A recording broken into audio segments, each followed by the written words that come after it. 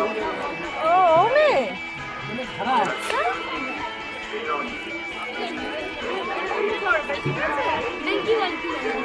Mummy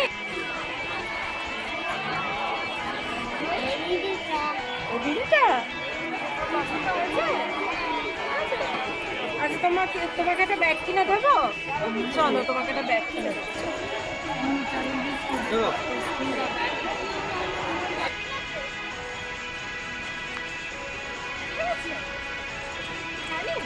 ভালো লেগেছে তো? ভালো লেগেছে।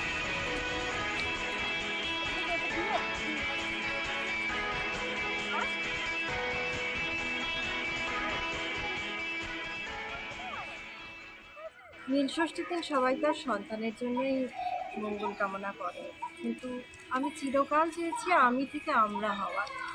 কিন্তু আমি থেকে আমরা হতে গেলে শুধু আমার সন্তান নয়, আশেপাশে যেসব সন্তানের মারা তাদের জন্য ষষ্ঠী করতে পারবে না, তারাও যেন একটু হাসি মুখে থাকে, তাদের মুখে যদি একটু হাসি ফোটাতে পারি, তাহলে হয়তো আমাদের সন্তানরাও ভালো থাকবে এবং আমাদের সমাজটাও একটু সুন্দর হয়ে উঠবে, পজিটিভ এনার্জি চলে যায়।